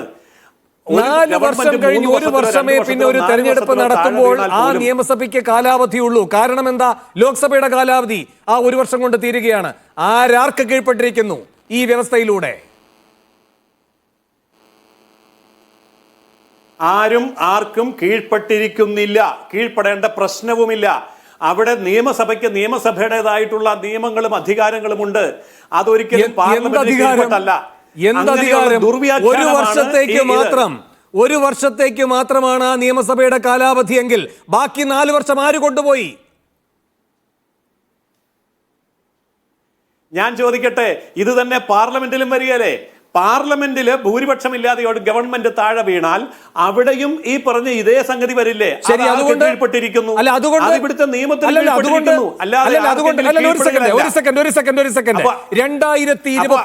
അല്ലല്ല, അവിടെ പാർലമെന്റും നിയമസഭകളും തമ്മിൽ ഒരു താരതമ്യവുമില്ല. ശ്രീ ജയസൂര്യൻ, ഒരൊറ്റ കാര്യം പറയാം. 2029 നിങ്ങൾ നടപ്പാക്കിയാൽ ഈ ഇന്ത്യയിലെ 17 സംസ്ഥാനങ്ങൾക്കാണ് അതിന്റെ ആഘാതം ഉണ്ടാവുക. 17 സംസ്ഥാനങ്ങൾക്ക്. ഇനി നിങ്ങൾ 34 നടത്തുന്നതെങ്കിൽ ഈ 2031 കേരളം വിധി എഴുതുന്നത് 3 വർഷത്തേക്ക് മാത്രമാകും. അങ്ങയുടെ വോട്ട് 31 അങ്ങ് രേഖപ്പെടുത്താൻ പോകുന്നത് വെറും 3 വർഷത്തേക്ക് മാത്രമായിരിക്കും. ഞാൻ വ്യക്തമായ മറുപടി പറയാം. ഇത് നിലവിലുള്ള ഒരു സംവിധാനത്തിന് പുതിയൊരു സംവിധാനം ഏർപ്പെടുത്തുമ്പോൾ ഈ പറഞ്ഞ രീതിയിലുള്ള കാലാവധികളുടെ മാറ്റം സ്വാഭാവികമാണ്. അത് നിങ്ങൾക്ക് ഇഷ്ടപ്പെട്ട രൂപത്തിൽ നിങ്ങളൊരു മാറ്റം കൊണ്ടുവരുമ്പോൾ ബാക്കിയുള്ളവരൊക്കെ സഹിക്കണമെന്നാണ് പറയുന്നത്. അല്ല, എന്നെ മറുപടി പറയാൻ അനുവദിച്ചാൽ മതി. ചോദ്യം മാത്രം മതിയോ വേണു? മറുപടി വേണ്ടേ വേണു? ചോദ്യം മാത്രം മതിയെങ്കിൽ ചോദിച്ചുകൊണ്ടിരുന്നോളൂ, ഞാനൊന്നും മിണ്ടണ്ടല്ലോ. അപ്പോ 5 കൊല്ലത്തേക്ക് എന്നുള്ളത് മാറ്റാൻ ഒരു നിയമവും കൊണ്ടുവരുന്നില്ല, ഒരിടത്തുമില്ല. അത് പാർലമെന്റ് ആണെങ്കിലും നിയമസഭയാണെങ്കിലും പഞ്ചായത്താണെങ്കിലും ഏതെങ്കിലും ഒരു കാലാവധിയിൽ വെച്ച് താഴെ വീണാൽ ബാക്കി കാലാവധി പൂർത്തീകരിക്കാൻ മാത്രമാണ് അടുത്ത് വരുന്നവർക്ക് ചെയ്യാൻ കഴിയുക. അതൊരിക്കലും നിയമവിരുദ്ധമല്ല, കാലാവധി വിരുദ്ധവുമല്ല, ജനാധിപത്യ വിരുദ്ധവുമല്ല. തുടർന്ന് ഇപ്പോൾ ഈ പറഞ്ഞ പുതിയ നിയമം വന്നു കഴിഞ്ഞാൽ പിന്നീട് പാർലമെന്റ് ആണെങ്കിലും പഞ്ചായത്താണെങ്കിലും നിയമസഭയാണെങ്കിലും 5 കൊല്ലത്തേക്ക് തന്നെയാണ്. പക്ഷെ എപ്പോൾ താഴെ വീണാലും അവിടെ മുതൽ 5 കൊല്ലത്തേക്ക് പോയാൽ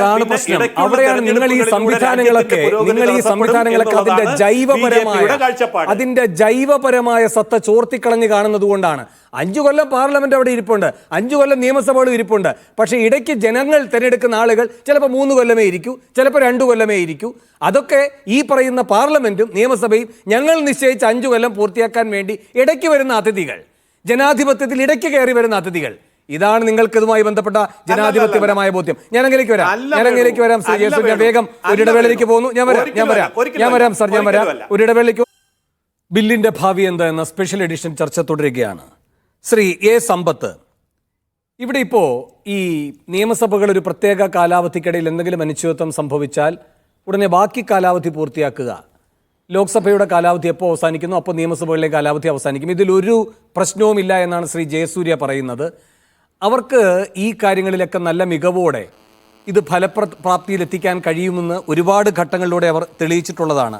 അങ്ങേക്കറിയുന്നത് പോലെ എത്രയെത്ര തെരഞ്ഞെടുപ്പ് നടന്ന് ജനങ്ങൾ 5 വർഷത്തേക്ക് തന്നെ ഭൂരിപക്ഷം കൊടുത്ത സ്ഥലങ്ങളിലാണ് ഇവർ അട്ടിമറി നടത്തിയെന്ന് അങ്ങേക്കറിയുന്നതാണ്. ഗോവ, ത്രിപുര, ഉത്തരാഖണ്ഡ്, ഹിമാചൽ പ്രദേശ്, സിക്കിം, അങ്ങനെ എത്രയെത്ര ഉദാഹരണങ്ങൾ. അങ്ങ് ചൂണ്ടിക്കാട്ടിയ കശ്മീർ മറ്റൊരു രൂപത്തിൽ ഒരു ഉദാഹരണമായി നിൽക്കുന്നു. ഇപ്പം ഇവർ തന്നെ വമ്പിച്ച ഭൂരിപക്ഷം കിട്ടിയിട്ട് ഒരു തരത്തിലും ഭയക്കേണ്ടാത്ത സാഹചര്യമാണ് മഹാരാഷ്ട്രയിൽ. പക്ഷെ അവർ ഭയക്കുന്നത് ആരെയാണ്? അങ്ങേക്കറിയാമല്ലോ, അവരിൽ തന്നെയുള്ള മറ്റൊരു കൂട്ടരെയാണ്. അതായത് ഇപ്പോൾ മന്ത്രിസ്ഥാനം കിട്ടാതിരിക്കുന്ന അസംഖ്യം വരുന്ന MLA-മാർക്ക്. അപ്പോൾ ഫഡ്നവിസ് ഒരു പുതിയ തന്ത്രം പയറ്റിയിരിക്കുന്നു. ഞാനും അതുപോലെ തന്നെ ഷിൻഡെയും അതുപോലെ തന്നെ അജിത് പവാറും കൂടെ ചേർന്ന് ഒരു ഫോർമുല ഉണ്ടാക്കിയിട്ടുണ്ട്. നിങ്ങൾ ഈ മന്ത്രിമാർ 2.5 കൊല്ലമേ ഉണ്ടാകൂ. നന്നായി പ്രകടനം നടത്തിയില്ലെങ്കിൽ അടുത്ത 2.5 കൊല്ലം മറ്റു ഉള്ളവരെ മന്ത്രിമാരാക്കും. യഥാർത്ഥത്തിൽ എന്താണ് ഈ സൂത്രവാക്യം? കൂടെയുള്ളവരുടെ അതൃപ്തി പരിഹരിക്കുക. അപ്പോൾ വലിയ പിന്തുണ, വലിയ ഭൂരിപക്ഷം കിട്ടുന്ന സംവിധാനങ്ങളിൽ പോലും 2.5 കൊല്ലം എന്ന രൂപത്തിൽ അധികാരവുമായി ബന്ധപ്പെട്ട ആർക്കും അതൃപ്തി ഉണ്ടാകാതിരിക്കാൻ ജനാധിപത്യത്തെ വെട്ടിമുറിക്കുന്ന പുതിയ മാതൃക മഹാരാഷ്ട്രയിലൂടെ മുന്നോട്ട് വയ്ക്കുന്ന ഇവർ ഈ ഭരണഘടനാ ഭേദഗതിയിലൂടെ നാട്ടിൽ എന്തൊക്കെ ചെയ്യും ശ്രീ സമ്പത്ത്?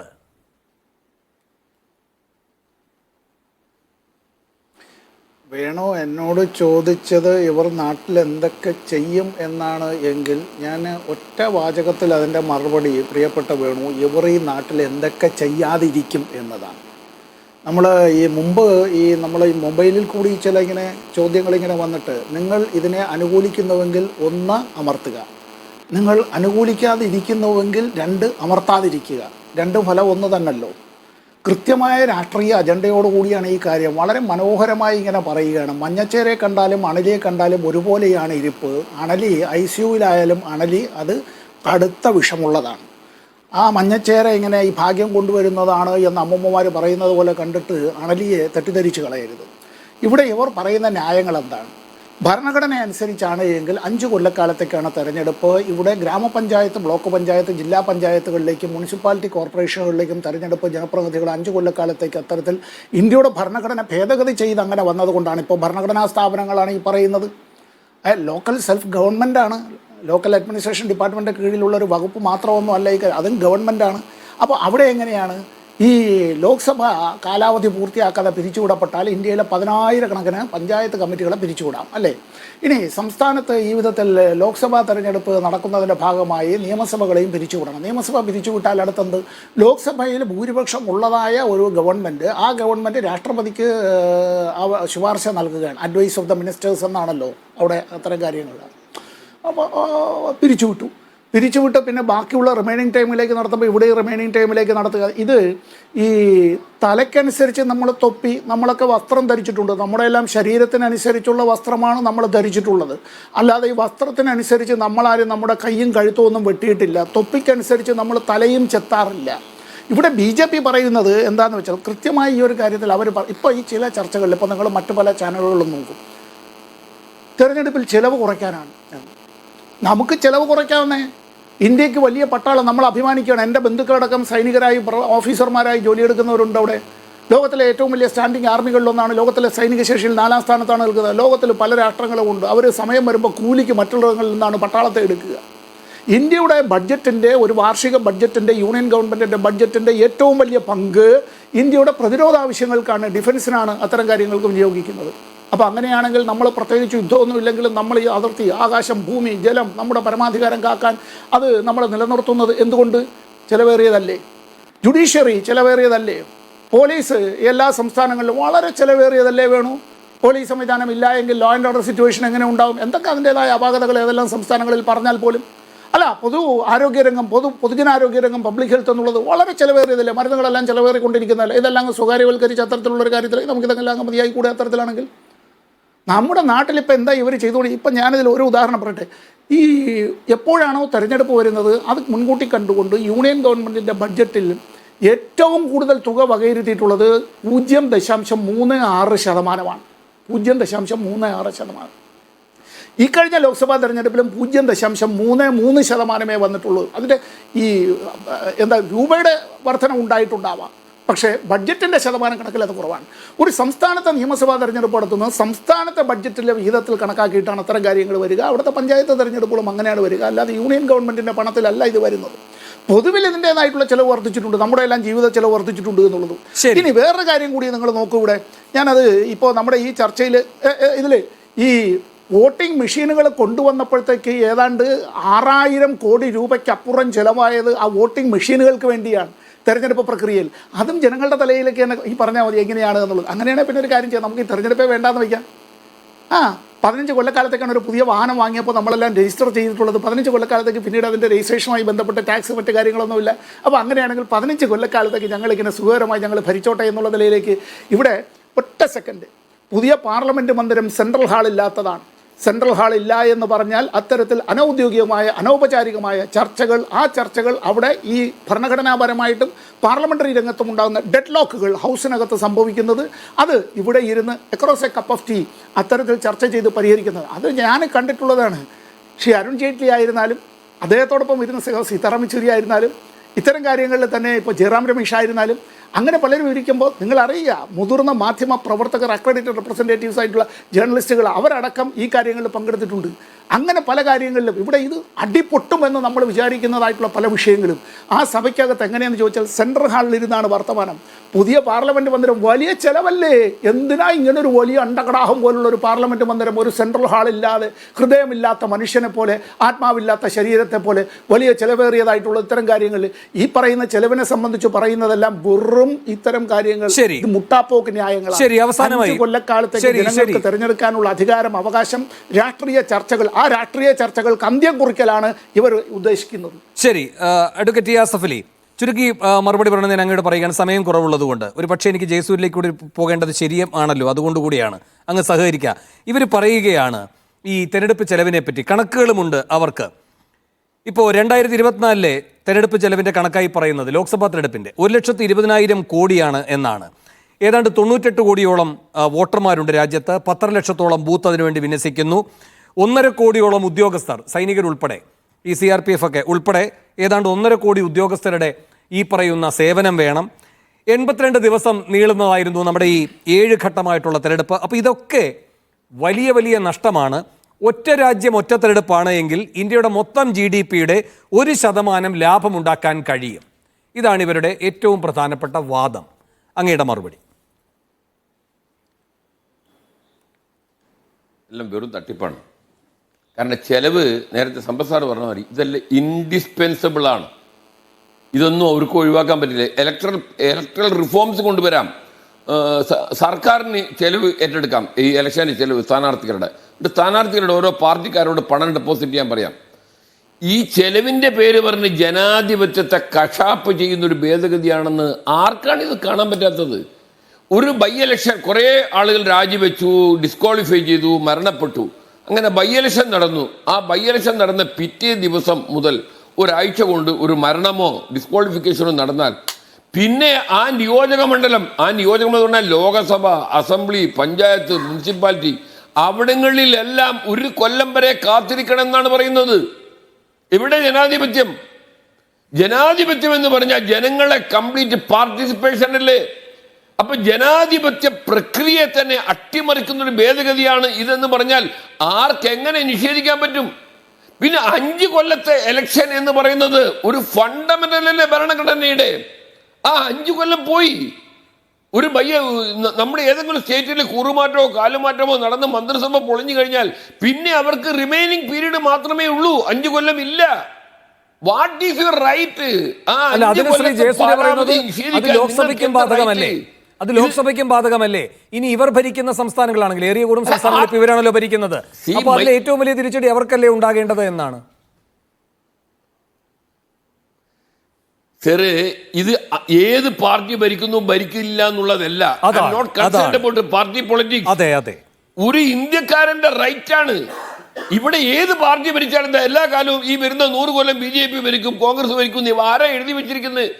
ഇന്ത്യയിലെ ജനങ്ങളുടെ ഒരു വാലിഡ് റൈറ്റ് നമ്മൾ പരിശോധിക്കണം. 77 തെരഞ്ഞെടുപ്പ് ഇന്ദിരാഗാന്ധിയും കോൺഗ്രസ് എത്ര ശക്തമായിരുന്നു. അവരെ തോൽപ്പിച്ചത് ആരാ? പുവർ മീൻ, ആം ആദ്മിയാണ് അവരെ തോൽപ്പിച്ചത്. അവരെ തിരിച്ചു കൊണ്ടുവന്നത് ആരാ? ആ ആത്മീയാണ് ജനതാ പാർട്ടിക്ക് പ്രതികാരമന്ത്യേ വീണ്ടും അവരെ തെരഞ്ഞെടുപ്പിൽ കൊണ്ടുവന്നത്. നമ്മൾ പരിശോധിക്കണം. അടിയന്തരാവസ്ഥ കാലത്ത് രാം ജഠ്മലാനി സീനിയർ അഡ്വക്കേറ്റ് ഒരു കാര്യം നമ്മളോട് പറഞ്ഞൊരു പരിപാടിക്ക് കൊച്ചിയിൽ വന്നപ്പം, അയാൾ അമേരിക്കയിൽ പൊളിറ്റിക്കൽ അസീലത്തിന് പോയതാണ്.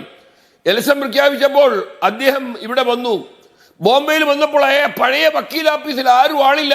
അദ്ദേഹം നോമിനേഷൻ കൊടുത്തു, ശുഷ്കമായി മത്സരിച്ച ആർക്കെതിരായിട്ടാണ്? അന്നത്തെ നിയമമന്ത്രി, അടിയന്തരാവസ്ഥയിലെ most powerful law minister HR Gokhale തോറ്റു, രാം ജഠ്മലാനി ജയിച്ചു. അതാണ് പീപ്പിൾസ് പവർ. ശരി, ഇവിടെ നിങ്ങൾക്ക് ഈ ഒരു കൊല്ലം ഇനി ഞാൻ വേറെ വെച്ചിട്ട് നരേന്ദ്രമോദിക്ക് 156 ഭൂരിപക്ഷം മാത്രമേ ഉള്ളൂ 543-ൽ. അവിശ്വാസ പ്രമേയം കൊണ്ടുവന്നു, പാസ്സാവില്ല. ബാക്കി ഭൂരിപക്ഷ ആള് പാസ്സായാലും പാസ്സാക്കാൻ പാടില്ല പുതിയ ഭേദഗതി അനുസരിച്ച്. എന്താണ് ഇത് ആസിഫ് സാർ ആവർത്തിച്ച് പറയുന്ന കാര്യമാണ്. ശ്രീ ജയസൂര്യ മറുപടി. ശ്രീ ആസിഫ് അലി സാർ ആദ്യം സംസാരിക്കുമ്പോഴും ഈ കാര്യം പറയട്ടെ. വരാം ലിജു വേഗം. ശ്രീ ജയസൂര്യ.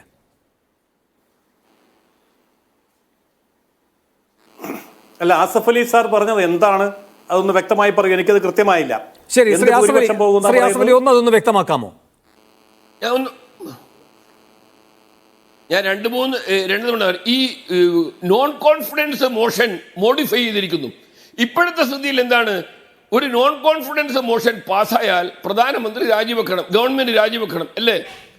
ഈ പുതിയ ഭേദഗതി അനുസരിച്ച് ഒരു നോൺ കോൺഫിഡൻസ് മോഷൻ മൂവ് ചെയ്യണമെങ്കിൽ തന്നെ ബദൽ ഗവൺമെന്റിന്റെ ഒരു ഫോർമുല, ഇന്ന ആളുകളെല്ലാം കൂടി ഇന്നയാള്, അതായത് പ്രധാനമന്ത്രിയിൽ അവിശ്വാസം, ഈ ഗവൺമെന്റിൽ അവിശ്വാസം രേഖപ്പെടുത്തുന്നു, പകരം ഇന്നയാളുടെ ഈ പ്രതിപക്ഷത്തുള്ള രാഹുൽ ഗാന്ധി ഒരു X or Y അവരെ പ്രധാനമന്ത്രിയായി നമ്മൾ അംഗീകരിക്കുന്നു എന്നാണ് എഴുതി വെച്ചിരിക്കുന്നത്. അപ്പൊ non confidence motion as such പാടില്ല. ശരി, അത് പാസ്സാവില്ല, ശരി Shri Jayasuryan.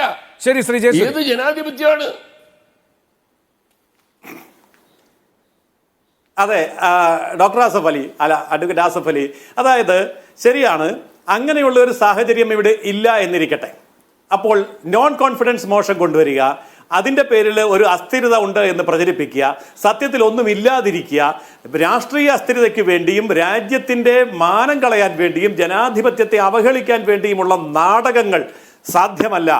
Non confidence motion കൊണ്ടുവരികയാണെങ്കിൽ അതിനാവശ്യമായിട്ടുള്ള പിന്തുണയുണ്ടായിരിക്കണം എന്ന് ബോധ്യപ്പെടുത്തേണ്ട ചുമതല പ്രതിപക്ഷത്തിനുണ്ട്. കേവലം ആരോപണം മാത്രം പോരാ, അതാണ് അതിന് ഉദ്ദേശിക്കുന്നത്. അത് മാത്രമല്ല, ഇത്തരം കാര്യങ്ങളൊന്നും ഇപ്പോൾ ഫൈനലായിട്ട് തീരുമാനിച്ചിട്ടില്ലല്ലോ സാർ, ഇത് ചർച്ചയ്ക്ക് ശേഷമല്ലേ. ഒരു സെക്കൻഡ് ശ്രീ ആസഫ് അലി. സർ, ഈ ഭേദഗതി ഒരു പ്രപ്പോസലാണ്, modified form of non confidence motion. Non confidence മോഷനിൽ ഭൂരിപക്ഷം അംഗങ്ങൾ പ്രധാനമന്ത്രിയിൽ അവിശ്വാസം രേഖപ്പെടുത്തിയാലും അത് മൂവ് ചെയ്യാൻ പറ്റൂല. ഒരു ബദൽ ഗവൺമെന്റിന്റെ രൂപം അതിൽ വേണമെന്നാണ് എഴുതി വെച്ചിരിക്കുന്നത്. ശ്രീ ജയസൂര്യൻ, അത് ഏത് ജനാധിപത്യമാണ്? ഒരു ഭൂരിപക്ഷമില്ലാത്തൊരു അനുവദിക്കാൻ പറ്റുമോ? That is the question. അത് തന്നെയാണ് അഡ്വക്കേറ്റ് ആസഫ് അലി ഞാൻ പറയുന്നത്. അതായത് സ്ഥിരമായിട്ടുള്ള ഒരു ഭരണ സംവിധാനം 5 വർഷക്കാലത്തേക്ക് ജനങ്ങൾ തെരഞ്ഞെടുത്താൽ 5 വർഷക്കാലം അത് അവിടെ ഇരിക്കണമെങ്കിൽ അതിന് ഉറപ്പ് വേണം. അല്ല, നോൺ കോൺഫിഡൻസ് മോഷൻ, അവിശ്വാസ പ്രമേയം കൊണ്ടുവരികയാണെങ്കിൽ അത് കേവലം കളിപ്പാട്ടം പോലെ, നാടകം പോലെ കൊണ്ടുവരാൻ പറ്റില്ല. അതിന് കൃത്യമായിട്ടുള്ള പിൻബലമുണ്ട് എന്ന് തെളിയിക്കാനുള്ള ബാധ്യത പ്രതിപക്ഷത്തിന് വേണം.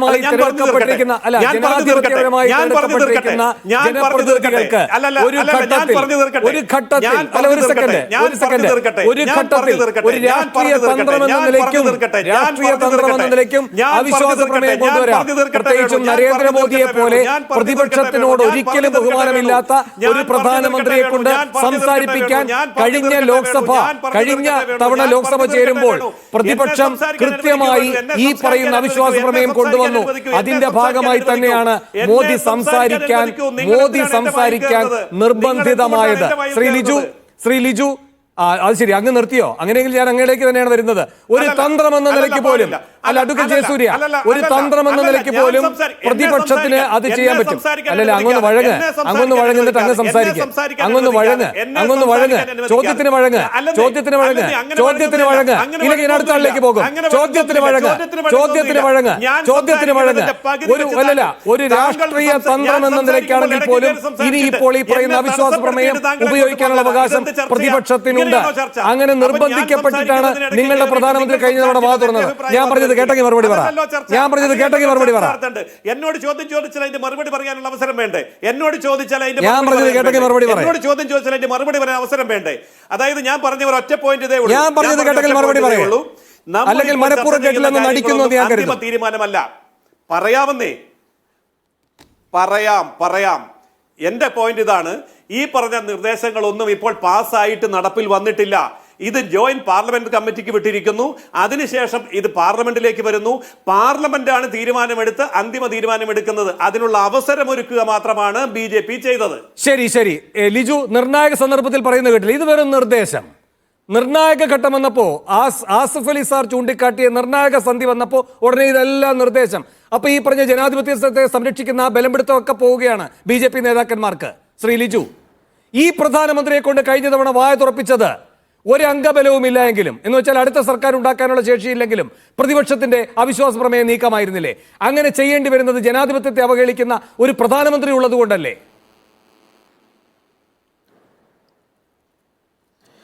വേണു, അവിശ്വാസ പ്രമേയം പോലെയുള്ള കാര്യങ്ങൾ നമ്മുടെ പാർലമെന്ററി ചട്ടങ്ങളിൽ എന്തുകൊണ്ട് ഉൾപ്പെട്ടു എന്ന് പറഞ്ഞാൽ ജനാധിപത്യം ഒരു ഏകാധിപത്യമായി മാറാതിരിക്കാനാണ്. നരേന്ദ്രമോദി സർക്കാർ ശ്രമിച്ചുകൊണ്ടിരിക്കുന്നത് നമ്മുടെ ജനാധിപത്യം, ഞാൻ നേരത്തെ ഇലക്ട്രൽ ഓട്ടോക്രസി എന്ന് പറഞ്ഞു, അത് ഇന്ത്യൻ ജനാധിപത്യത്തിൻ്റെ കുഴപ്പമല്ല. ഡോക്ടർ BR അംബേദ്കർ പറഞ്ഞതുപോലെ നമ്മൾ ഭരണഘടനയിൽ എത്ര മഹത്തരമായ കാര്യങ്ങൾ എഴുതി വെച്ചാലും അത് ഇംപ്ലിമെന്റ് ചെയ്യുന്ന ആളുകൾ മോശമായാൽ ഭരണഘടനയ്ക്ക് പരാജയം ഉണ്ടാവുമെന്ന് പറഞ്ഞതുപോലെയാണ് അവസ്ഥ. ഇന്ത്യൻ ജനാധിപത്യം അങ്ങേറ്റം മഹത്തരമാണ്, പക്ഷേ അത് നടപ്പിലാക്കാൻ നിൽക്കുന്ന ആളുകൾ മോശക്കാരായെന്നുള്ളതാണ് ഇവിടുത്തെ പ്രശ്നം. ഇനി രണ്ടാമത്തെ പ്രശ്നം, നേരത്തെ ഇവിടെ ചർച്ച ചെയ്തൊരു കാര്യമുണ്ട് വേണു, അതായത് ഈ ഒരു ശതമാനം GDP വളർച്ച ഉണ്ടാക്കുമോ. ഇത് ആരെ എഴുതി വെച്ചെന്നറിയാമോ? NK സിംഗ് എന്ന് പറയുന്ന BJP-കാരൻ അൺപബ്ലിഷ്ഡ് ആയി വെച്ചിരിക്കുന്ന ഒരു റിപ്പോർട്ട്, അദ്ദേഹം കൂടെ ഓതറായിരിക്കുന്ന ഒരു റിപ്പോർട്ടാണ് ഇത്തരത്തിലുള്ള കാര്യങ്ങളൊക്കെ എഴുതി വെച്ചിരിക്കുന്നത്. അതിന് ഓതന്റിക്കായ ഒരു പഠനവും അതിന്റെ പിൻബലത്തിൽ അതിന്റെ പിന്നിലില്ല. ഓതന്റിക്കായ ഒരു പഠനവും ഇല്ല. എൻ കെ സിംഗ് ഉൾപ്പെടെയുള്ള BJP നേതാക്കന്മാര് ആ കമ്മിറ്റി എഴുതിയുണ്ടാക്കിയ ഒന്നിനപ്പുറത്ത് അവർ പറയുന്നത് 4,500 കോടി, ഇപ്പം 1,20,000 എന്നൊക്കെ പറഞ്ഞാൽ ടോട്ടൽ എക്സ്പെൻസ് ആണ്. പക്ഷെ 4,500 കോടി രൂപയാണ് ഒരു തെരഞ്ഞെടുപ്പ് നടത്തുന്നതിന് വേണ്ടിയുള്ള ഇലക്ഷൻ കമ്മീഷൻ എക്സ്പെൻസ് ആയിട്ട് ഇവർ വിലയിരുത്തുന്നത്. ഇവിടെ BJPക്ക് സംഭാവന ഒരു വർഷം കിട്ടിയതിന് 8,500 കോടി രൂപയാണ്. അപ്പൊ ഇന്ത്യൻ ജനാധിപത്യം അത്ര ചീപ്പാണോ? ഈ 4,500 കോടി രൂപയുടെ ലാഭം ഉണ്ടാക്കാൻ വേണ്ടിയാണോ അവര് ഇന്ത്യയിൽ തെരഞ്ഞെടുപ്പ് ജനഹിതം വ്യക്തമാക്കാൻ കഴിയുന്ന തെരഞ്ഞെടുപ്പുകൾക്ക് ഇടവേള ഇല്ലാതാക്കുന്നത്? മാത്രമല്ല 10 വർഷത്തിലൊരിക്കൽ ഇവർ പറഞ്ഞേക്കുന്ന ഈ 10,000 വോട്ടിംഗ് മെഷീൻ, 15 ഇത്രയും ലക്ഷക്കണക്കിന് വോട്ടിംഗ് മെഷീൻ വേണമെങ്കിൽ 10,000 കോടി രൂപ വേണം. അപ്പൊ ഇതൊക്കെ വെറും ഇവരുടെ അജണ്ട നടപ്പിലാക്കാൻ വേണ്ടി ഇവരെ തട്ടിക്കൂട്ടുന്ന കണക്കുകൾക്കപ്പുറത്ത് യാതൊരു സമയം കഴിഞ്ഞുകൊണ്ട് ഞാൻ ഇടപെടുകയാണ്. എന്തായാലും ഇന്ന് അമിത്ഷാ വോട്ടെടുപ്പിലേക്ക് കാര്യങ്ങൾ പോകുന്നതിന് മുന്നോടിയായി തന്നെ പറഞ്ഞ ഒരു തന്ത്രപരമായ പ്രതികരണമുണ്ട്. പ്രതിപക്ഷത്തുള്ളവർക്ക് ഭിന്നാഭിപ്രായമുണ്ടെങ്കിൽ അവർക്ക് ആ അഭിപ്രായം രേഖപ്പെടുത്താമെന്ന്. ഇന്ത്യ സഖ്യം ഇത്ര ഐക്യത്തോടെ ഇന്ന് സഭയിൽ എത്തും എന്ന് ഈ പറയുന്ന അമിത്ഷാ നിരീക്ഷിച്ചിട്ടില്ല. അതുകൊണ്ടാണ് അവസാന തന്ത്രം പയറ്റിയത്. അവിടെ ഇന്ന് അമിത്ഷായുടെ കണക്കുകൾ പിഴച്ചു. പക്ഷേ അമിത്ഷായുടെ വാക്കവിടെ കിടപ്പുണ്ട്.